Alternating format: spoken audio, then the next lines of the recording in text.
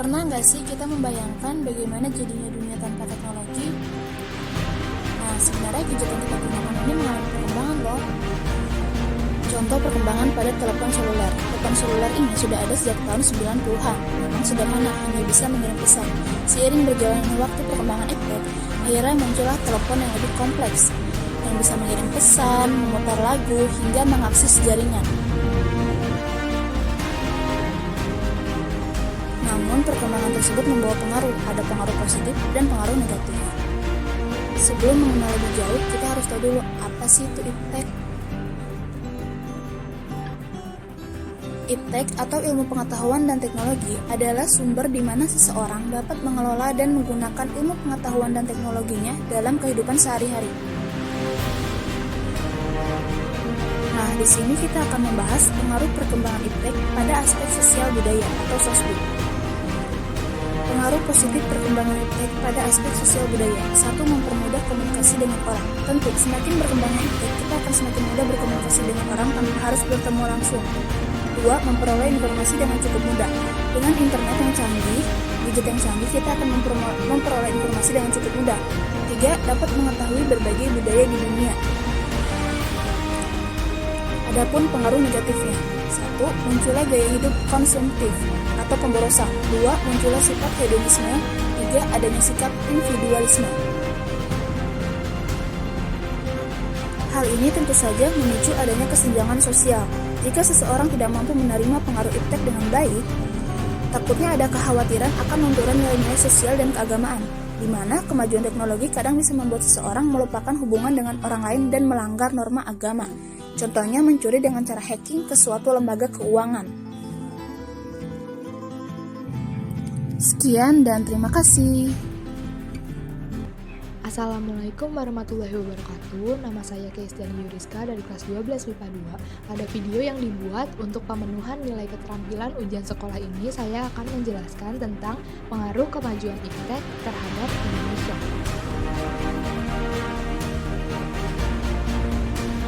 Seiring dengan perkembangan zaman, ilmu pengetahuan dan teknologi pun juga ikut berkembang dengan pesat, dimulai dengan adanya pengenalan terhadap teknologi.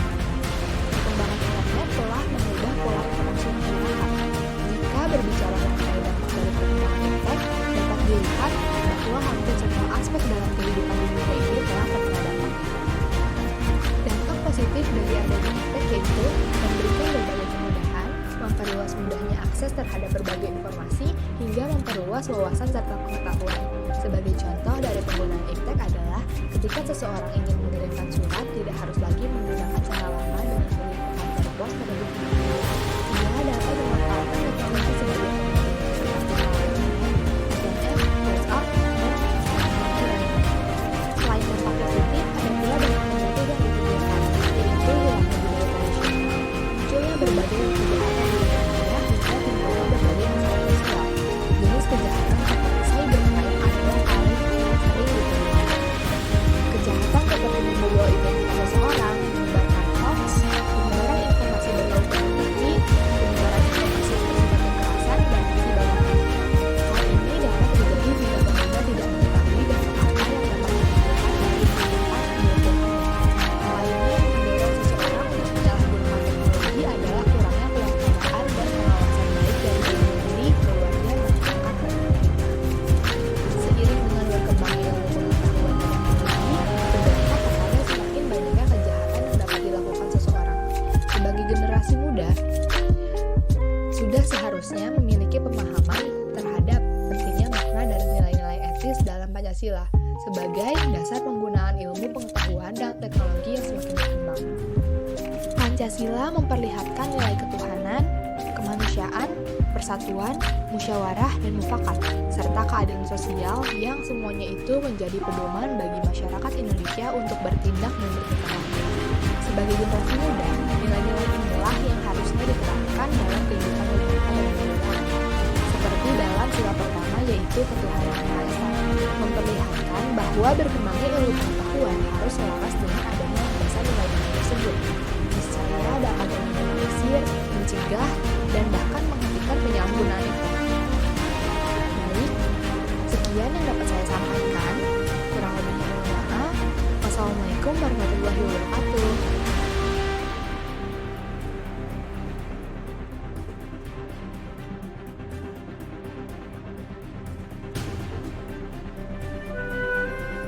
Apa itu makna dari persatuan dan kesatuan?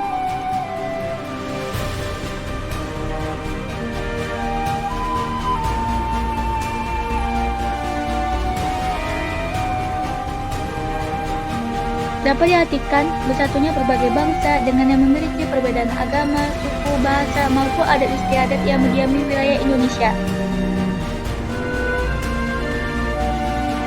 Mari kita lihat animasi Persatuan dan Kesatuan Bangsa Indonesia.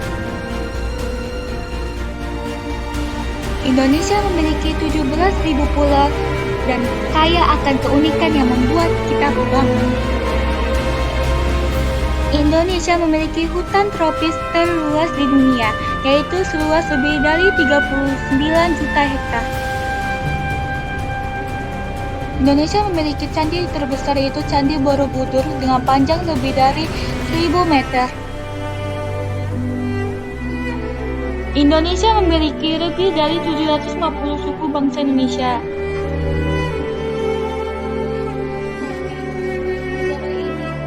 Masih terbelakang oleh banyak sekali terjadi penggundulan hutan di mana-mana. Perang saudara sudah menjadi tradisi, apalagi banyak kasus perburuan satwa liar yang dilindungi.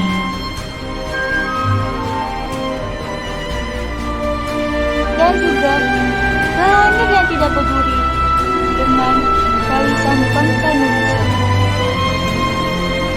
Dan yang terpenting adalah dampak tidak adanya persatuan dan kesatuan dalam kehidupan berbangsa dan bernegara adalah negara akan terombang-ambing.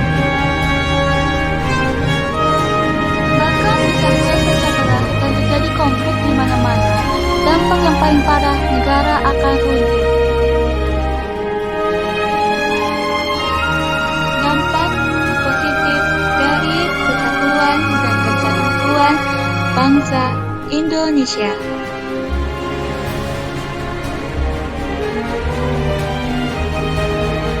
Yang pertama adalah menjaga keutuhan Negara Kesatuan Republik Indonesia.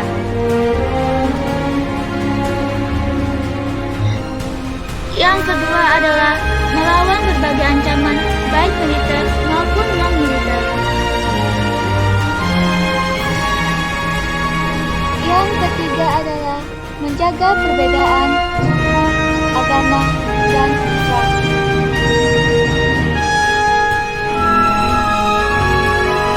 Tapi perbedaan itu sendiri dapat menciptakan kesatuan bagi bangsa Indonesia.